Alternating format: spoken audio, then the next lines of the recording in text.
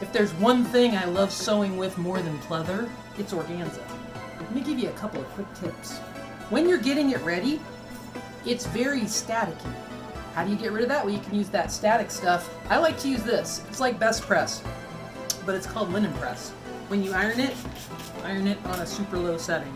Not super low, because this is like basically pure poly, so it's pretty tough, but do not go in there at 800 million degrees, or you'll be crying salty tears and dropping shit all over the ground.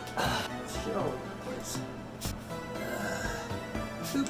Alright, let's iron it. What I like about the best press or the linen press or whatever is it gives you nice crisp, I mean, it doesn't make it super crisp, but it makes it a little bit crisper, and it reduces some of the static and makes it a little bit less slippery when you're sewing it.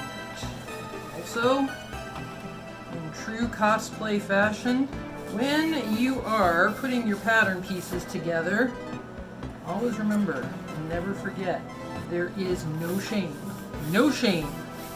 in using the selvage as a hem. Selvage, hem, so much faster. So what I've done with this, to make a quick cape, I just took a square of fabric, actually a rectangle of fabric, total width of 40 inches per panel.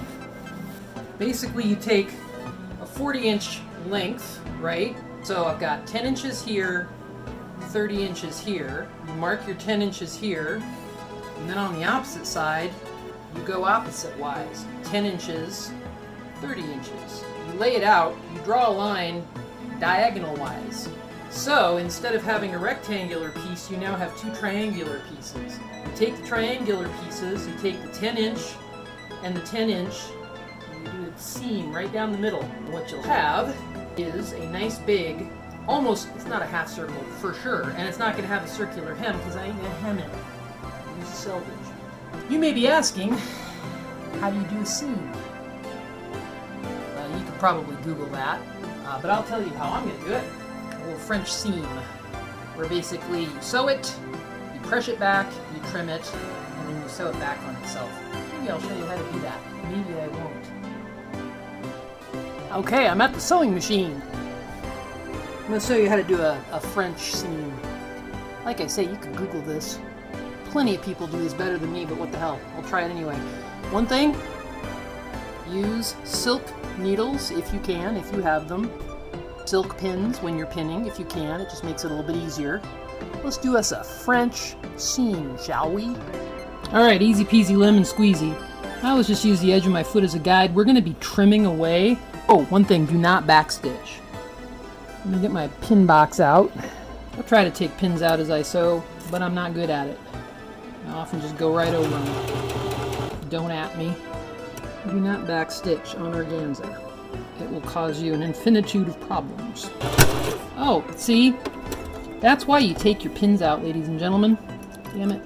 Of course. Well, that was just great. Okay, we'll be better about taking our pins out this time. Oh! Do not sew over that. You already had one problem. Don't do it again. We got that thing sewn with minimal hassle. Now, what we gonna do? What the hell did I do with this framing? Would that be better? I guess. Whatever. What am I? Stanley Kubrick? Got our seam going this way. You're gonna want to basically trim as close to the stitching as you can. And be super careful not to cut the stitching if you can at all avoid it. If you do cut the stitching, once again, you will be crying salty tears. My eyesight ain't so good, so sometimes I just hold it up. Use the sheerness of the fabric to aid me in my efforts. Just make sure there's no pokey-outy bits that I missed. ADHD plus, oh fuck. Oh, mother effer, don't do that. Okay, stop now. Once you got it all trimmed, I find it easier. Some people like iron it, but with organza it's so hard to make sure it's lined up. I usually just go down by hand, line it up, so that basically you're turning the seam just back over itself, over its trimmed version. You've effed up and you've gotten holes in your seam.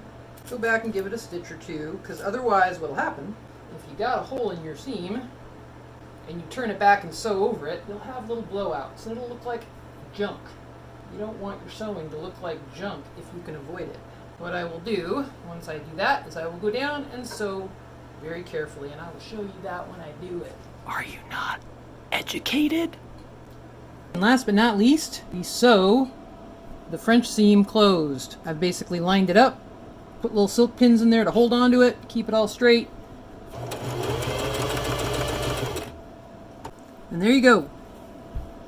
Neat, tidy, fray-free, and strong. I'll go iron it, and then I have to do about 8 more.